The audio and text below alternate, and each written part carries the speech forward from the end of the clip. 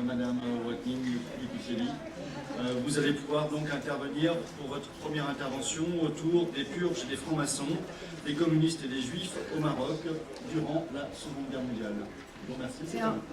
Alors en fait, Orit est un peu timide, elle m'a demandé de lire le texte en français. Elle vient d'Israël, elle est plus dans l'anglais que dans le français, et voilà, donc je vais lire, mais je ne suis que la personne qui lit, et c'est elle qui vous répondra à toutes vos questions. Alors, la purge des francs-maçons, des communistes et des juifs au Maroc pendant la Seconde Guerre mondiale, et Orit Watnin-Yekoutieli, comme vous le voyez peut-être, oui, et de l'université Ben Gurion du Negev, Beersheba en Israël. Alors, les guerres, en tant que période de comportement et de conséquences extrêmes, semblent compresser les processus historiques en très courte durée. Se référant à l'Algérie lors de sa guerre d'indépendance au début des années 60, Pierre Bourdieu a décrit ce phénomène comme une accélération historique et indiqué que cette situation pourrait par conséquent être utilisée par les chercheurs comme un quasi-laboratoire pour l'analyse des processus socio-économiques, politiques et culturels. L'identité est l'un des problèmes qui revêt une importance particulière en temps de guerre. L'historien J. Winter a affirmé qu'en période de guerre, les stéréotypes prolifèrent et la haine à l'égard des autres s'accumule. Conformément à ces observations et s'intéressant aux conceptions de l'identité marocaine et française et à l'histoire de leurs relations réciproques, j'ai lancé un projet plus élaboré qui examine ces questions au cours de la Seconde Guerre mondiale du point de vue du protectorat marocain. Mon analyse est conduite notamment à travers une étude des purges qui ont eu lieu au Maroc lors des 2 rounds au cours de cette guerre, par le régime fasciste de Vichy et ensuite par la France libre s'y opposant. Mes 2 présentations lors du présent colloque représentent des extraits de ce projet en cours. Cette première présentation se concentre sur les événements de la première épuration. La seconde présentation se centrera sur un sujet plus spécifique dans le cadre de cette purge. Ensemble, ces 2 interventions permettront de faire la lumière sur certains aspects de la guerre au Maroc qui n'ont pas été vraiment étudiés et sur leurs effets plus vastes et à long terme. Nous commençons par un portrait du contexte des événements discutés, puis nous décrirons la première épuration qui s'est déroulée sous le régime de Vichy et finalement nous discuterons de quelques-unes des répercussions ultérieures. Le Maroc sur le chemin de la première purge. À la veille de la Seconde Guerre mondiale, le protectorat marocain, un empire chérifien administré par les Français sur la base juridique du traité de Fès, était une entité très complexe. Il était composé d'une majorité écrasante de musulmans avec une petite composante juive, bien que très ancienne et profondément enracinée. En outre, elle comptait de nombreux citoyens français, résidents et un nombre croissant de réfugiés de différentes nationalités qui avaient échappé à la persécution raciale et politique d'avant la guerre en Europe. Pendant la période d'avant-guerre, la société marocaine était régie par une double administration, la résidence générale française et le gouvernement marocain chérifien. Au sein de ce système, la population autochtone était extrêmement limitée en termes de liberté politique et de droits économiques, y compris les réglementations en matière de propriété et d'utilisation des terres, les privilèges syndicaux et la liberté d'association politique. Dans le même temps, les résidents français de la colonie jouissaient de la liberté relative des citoyens de la République française.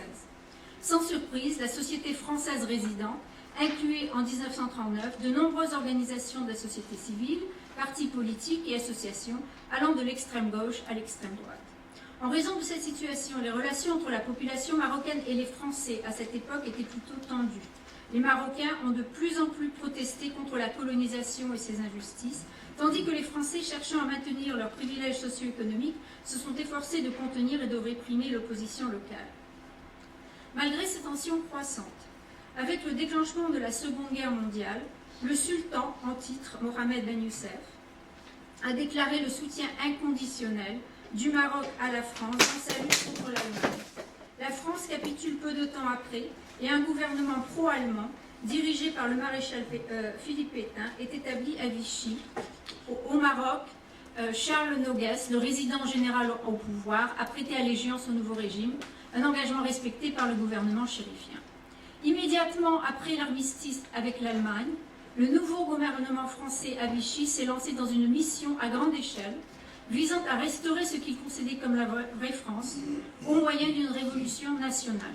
Cette révolution a touché de nombreux domaines, y compris la reconstitution des valeurs nationales, un nouveau plan socio-économique, la purification de la société des éléments censés la contaminer, etc.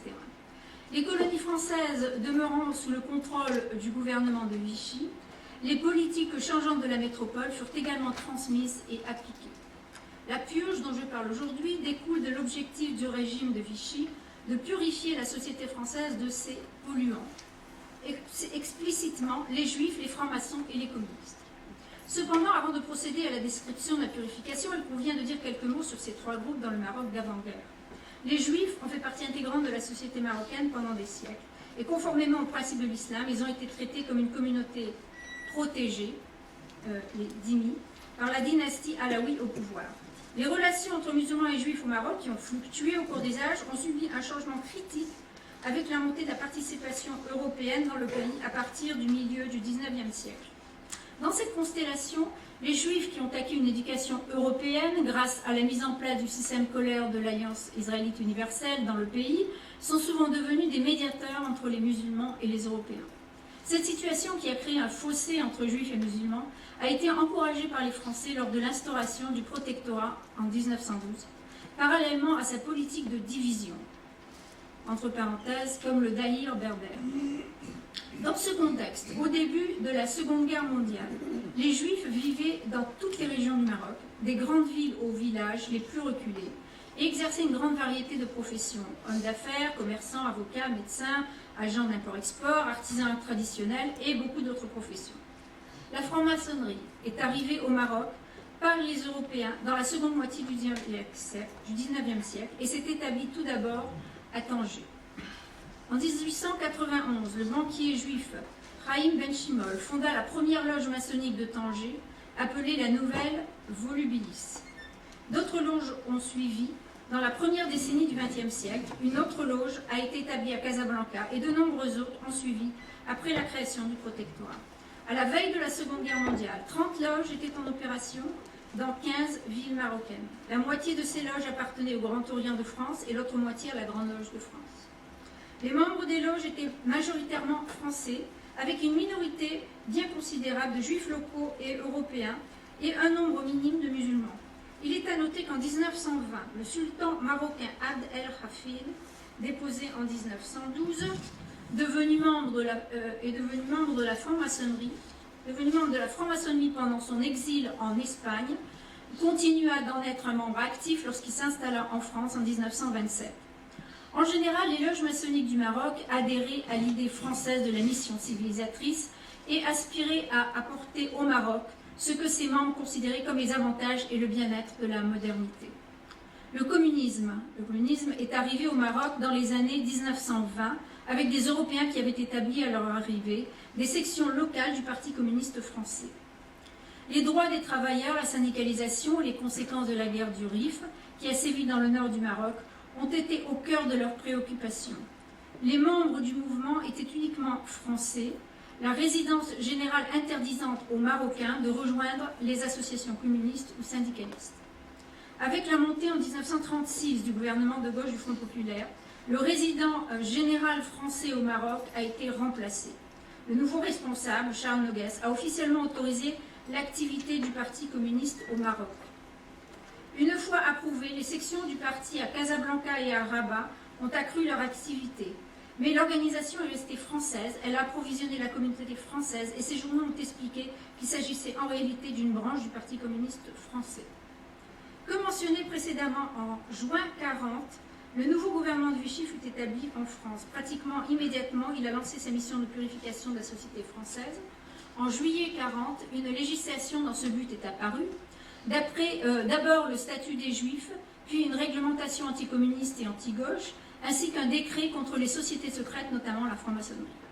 Ce dernier décret a ordonné la dissolution des sociétés secrètes, ajoutant que nul ne pouvait être fonctionnaire dans les services administratifs sans avoir déclaré sur l'honneur qu'il n'avait jamais appartenu à une société secrète ou qu'il avait rompu tout lien avec cette société et qu'il devait prêter serment de ne jamais appartenir à une telle société en cas de reconstitution. Cette législation est devenue la référence de la première purge, commencée en France et dans ses possessions d'outre-mer. Ce n'était pas la première fois que les juifs, les francs-maçons et les communistes étaient considérés comme une menace pour la francité. Au cours des années 1880, confrontés à l'esprit anticlérical de la Troisième République, des groupes catholiques français qualifièrent les francs-maçons, les protestants, les juifs d'ennemis de leur pays. En 1893, le père catholique français Garnier fonda l'Union nationale en se basant sur la nécessité de lutter contre la franc-maçonnerie et contre la population juive, essentiellement cosmopolite et internationaliste.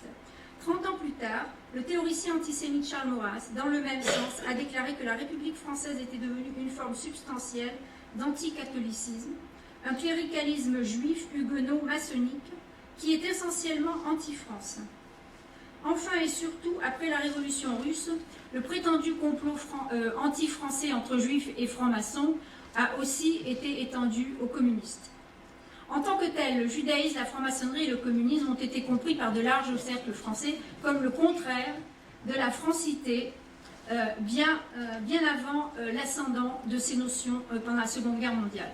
La première purge au Maroc. Après l'arrivée au pouvoir du gouvernement collaborationniste à Vichy, son statut des Juifs et la réglementation contre les francs-maçons, les communistes et les organisations de gauche ont été presque immédiatement adoptés au Maroc. Dans le cadre des nouvelles procédures, les responsables du bureau du protectorat ont reçu pour instruction de purifier leur bureau et leur société apparentée en relevant de leur poste ceux appartenant au groupe indésirable. Ceci était devenu connu sous le nom d'épuration. Les individus concernés par cette purge ont été identifiés, soit à travers une étude d'archives municipales de la police de la sécurité, soit par notoriété publique ou par des informateurs locaux. Dans le même temps, à la suite d'une initiative spéciale du résident général Noguès, les directeurs ont également été invités à saisir cette opportunité et, outre les juifs, les francs-maçons et les communistes, à envoyer également les personnes qui n'exerçaient pas leur travail de manière acceptable. Identifier les juifs et les communistes, c'était plutôt facile, mais les francs-maçons étaient un peu plus difficiles à dépister en raison de la nature secrète de la franc-maçonnerie. Afin de désamorcer ce problème, des milliers de travailleurs, de dirigeants qui n'ont pas été purgés ont été contraints de signer des déclarations dont je parlais, affirmant qu'ils n'appartenaient pas à une société secrète. À un certain stade, les autorités ont réussi à obtenir des registres d'adhésion maçonnique et à partir d'août 1941, elles ont publié au journal officiel de l'État français les noms, adresses, fonctions et professions de ses membres en demandant au chef des bureaux de l'État d'informer s'ils occupent encore une fonction publique. Alors, je vais aller, parce qu'on m'a dit de me presser. Le contraire. Oui. Le contraire? Oui. Non, s'il vous plaît, parce que sinon il y a un long temps. Je peux pas aller plus Est-ce que loin. vous pourriez résumer, Nicole? Le problème, c'est que je lis. Alors, attends, une seconde, je vais... Une seconde. Ouais. C'était pas prévu que nous fassions une nocturne non plus. Alors, je vais faire... Est-ce que je peux faire la conclusion? Lire la conclusion. Ok, c'est 2 pages. La conclusion. Après le débarquement américain, la France libre de Gaulle a pris ses fonctions au Maroc et l'a déconnecté du régime du gouvernement collaborationniste de Vichy. L'une des conséquences immédiates de ce changement a été la deuxième purge, la seconde épuration, connue dans l'historiographie ultérieure également sous le nom d'épuration légale, dans laquelle les organisations vichistes et de droite ont été proscrites. Au cours de cette purge, de nombreux fonctionnaires de l'Ancien Régime ont été licenciés et certains ont également été jugés et condamnés. La comparaison de la purge au Maroc à celle de la métropole révèle certaines différences. Au Maroc, l'impact de la législation anti-juive a été plus limité. Le Maroc demeurait en principe un État souverain sous un protectorat français et les Juifs marocains étaient considérés comme des sujets du sultan et à ce titre, ils étaient quelque peu protégés. Cette dernière condition n'a pas empêché les décrets circulaires anti-juifs inspirés par Vichy d'être publiés et diffusés par les gouvernements du protectorat et chérifien. Cependant, pour diverses raisons, l'une d'entre elles étant probablement la non-conformité subtile de Noguès aux directives allemandes, leur application n'a jamais atteint le stade d'application et l'antisémitisme extrême observé en Europe. Du point de vue des politiques identitaires, les purges doivent être envisagées dans le cadre d'un processus à long terme de négociation et de la francité. L'identité nationale française est intimement liée aux projets coloniaux du pays. L'urgence de définir la véritable France au cours de la Seconde Guerre mondiale est apparue en grande partie à la suite de l'expansion accrue de l'Empire français dans les années 30, qui a, entre autres, estompé les distinctions entre colonisateurs et colonisés, à la fois en métropole et dans les colonies.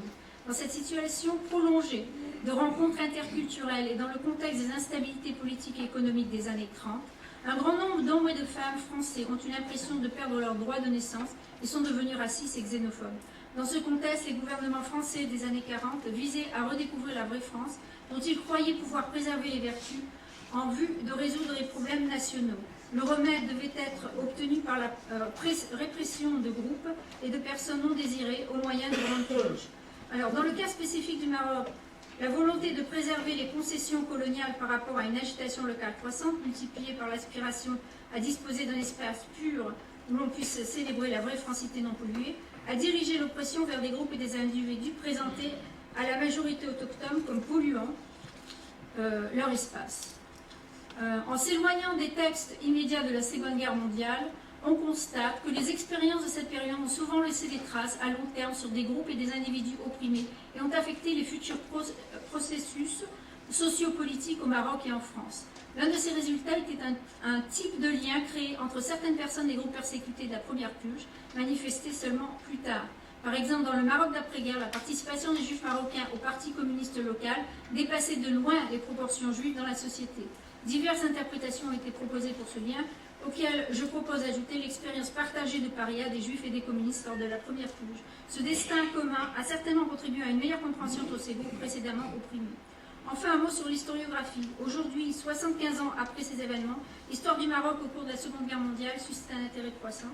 Cependant, lors de l'examen des purges, nous trouvons une anomalie historiographique. Alors que les actes du régime de Vichy contre les Juifs marocains ont été étudiés et publiés dans un grand nombre de cas, l'histoire des autres groupes purgés reste relativement peu étudiée. L'un des objectifs de mon projet plus élaboré, que je présente en partie aujourd'hui, est de commencer à combler cette lacune en étudiant les récits de tous les groupes ayant fait l'objet de purges, juifs, francs-maçons, communistes et autres, pour une meilleure perspective de l'épisode vichiste au Maroc et sur ses conséquences.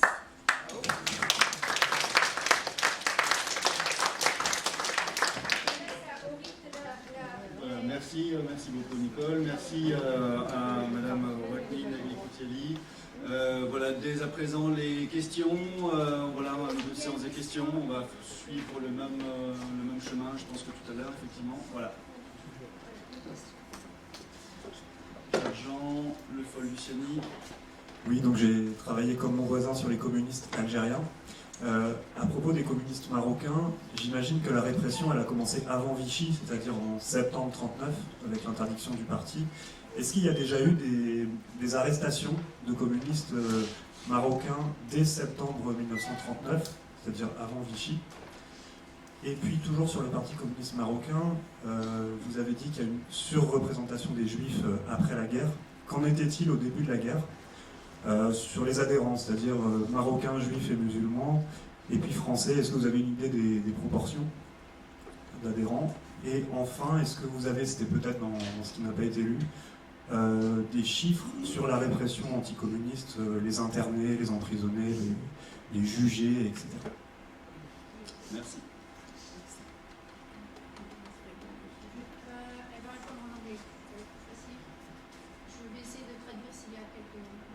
Thank you for your question. It's really an important one. I'm not an expert on the Communist Party. I have a colleague, Alma Heckman. She wrote a wonderful research on the Communist Party in Morocco. The numbers are really hard to tell because we had to collect them from all sorts of documents, reporting on how much communists were arrested, deported, and so on. And so the total purges, I arrived to the number of 2,000. But it's not an accurate number. There is no, I couldn't find a document that attests to the total number of purges. And the communists were about 40% of all the purges in that period.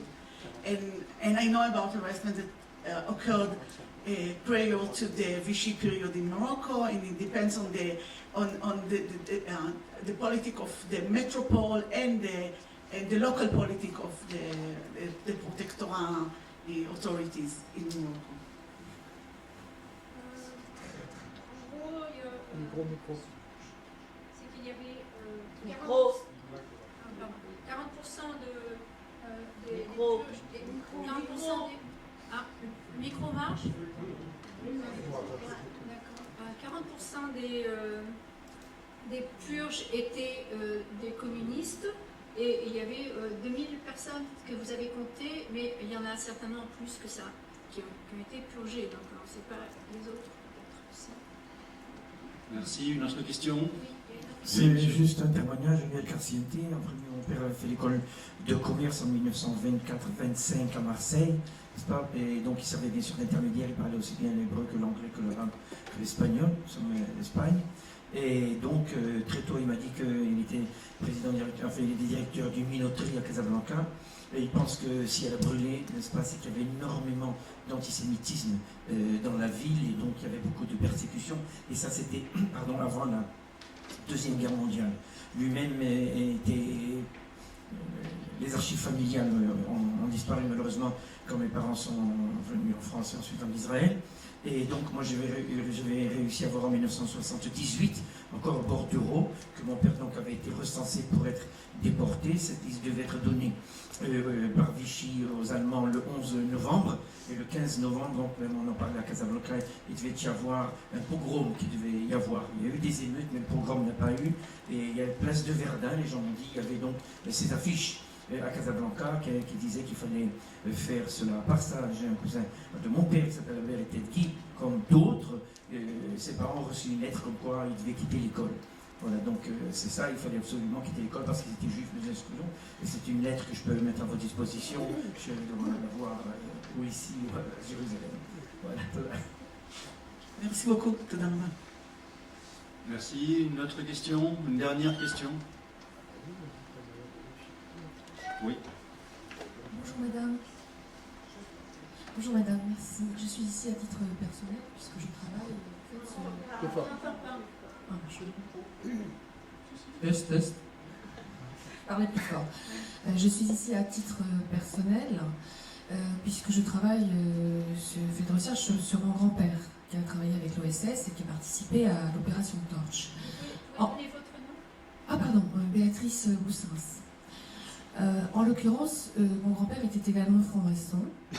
Il n'y a pas son nom dans la publication au journal officiel, et il appartenait à la loge Delta de 225 de la Grande Loge de France. Et donc pendant 1 an et demi, j'ai travaillé aux archives de la Grande Loge de France, où effectivement j'ai trouvé son nom.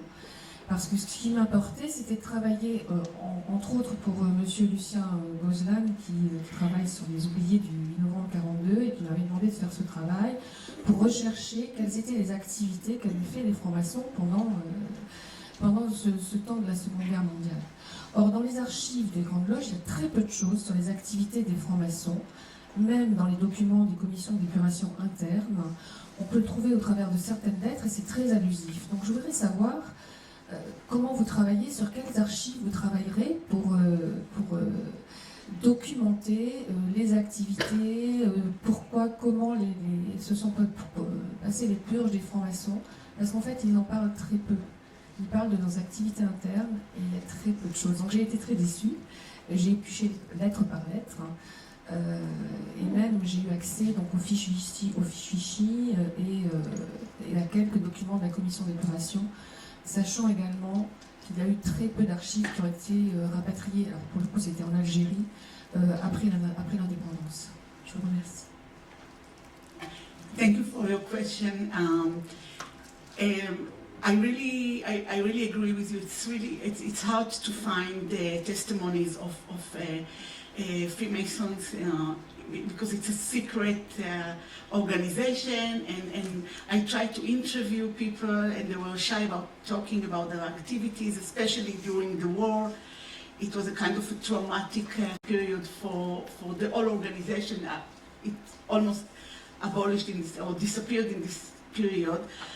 So most of the documents I have are from French documents from the diplomatic archives in Nantes and the National Archives in Rabat, where a French official reported or described the interrogations of the francs-maçons, and from that I drew my conclusions, and there's a lot of I tried to guess what happened next by common sense. Sometimes I was able to find relatives that could tell me more, but there's more work to do about it.